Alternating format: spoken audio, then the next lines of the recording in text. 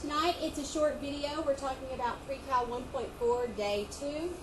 We will be continuing with functions, and we've got 3 examples for tonight that you can use for your homework help tomorrow, or your classroom help tomorrow. The first one is example 1, and the question is to find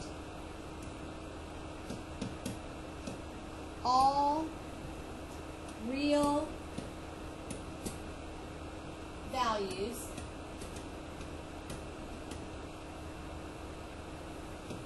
of x such that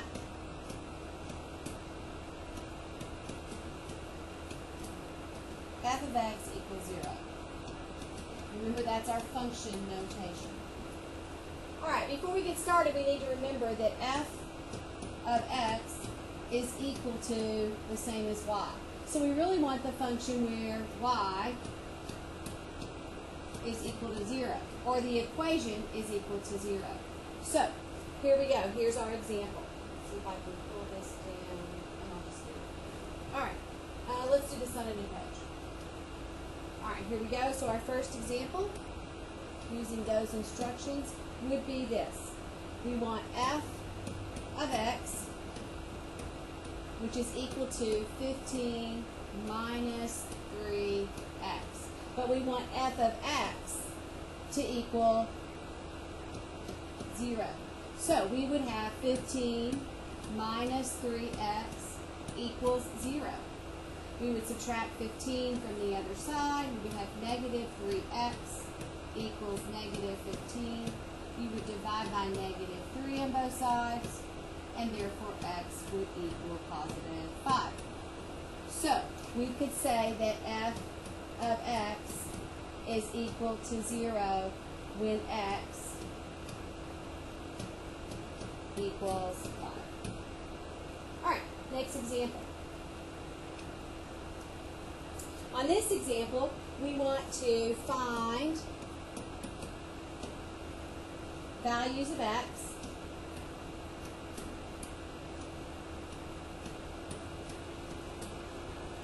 for, and this time we're going to say when f of x is equal to g of x. Here's our example. This one's pretty straightforward. I think you'll get the hang of this. Hope you had a good weekend, by the way. I missed you on Friday. Here's our example. We have f of x is equal to x squared plus 2x plus 1. G of x is equal to 3x plus 3.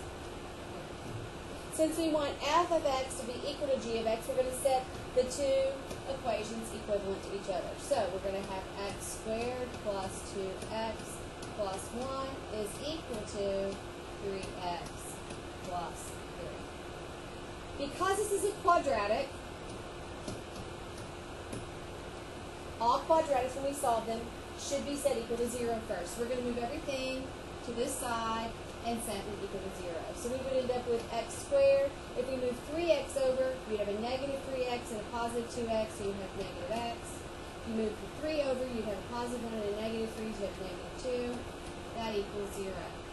At this point, it looks like we can factor to solve, which would always be the preferable way because it's quicker. So we're going to factor. We would have x and x, of course. And then you need numbers that multiply to negative 2 but add to negative 1. Okay, they multiply to negative 2 but add to negative 1. So that would be a negative 2 and a positive 1. Doesn't matter which order those factors are. You'll set each factor equal to 0. When I set x minus 2 equal to 0, x would be 2. If I set x plus 1 equal to 0, x would be negative 1. So the values of x for when g of x equals, or f of x equals g of x, are when x is equal to 2 and x equals negative 1. Alright, one more example, and you're done for the evening. It should be really good for tomorrow. Example 3 asks us to find the domain just to remind you, the domain are your x values. Find the domain of the function.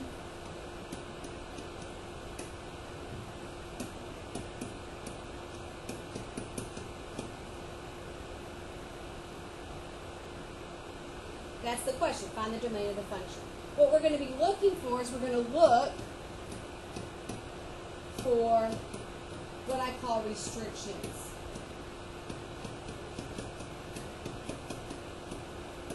In other words, we're going to look for the things where x cannot be. In most cases, all your polynomials, all your linear equations, your products, most of the time x can hold any value. But there are a few restrictions. Remember, we have issues when you have 0, or you can't divide by 0. We have a few restrictions when you have square roots. So we're going to be focusing on the restrictions. Let's take a look at this example. Ask me a little bit more about this in class tomorrow, because I think that we need to go over the two big restrictions that we're going to have. So our example tonight would be h of t is equal to 4 over t. And we want to know the restriction. Well, the value of t is like our value of x. Okay, that could be h of x. So t is like our x we're trying to find, our value. Our value for t could be any number except we have an issue we cannot divide by 0. Remember, dividing by 0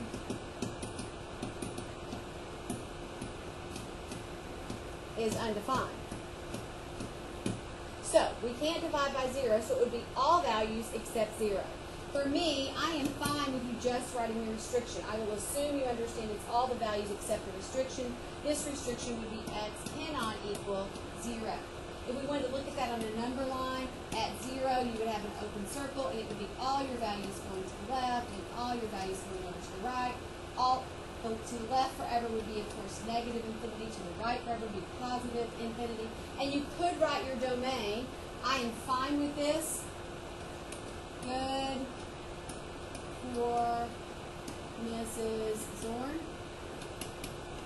But you may have teachers or professors in the future that want you to write the actual domain.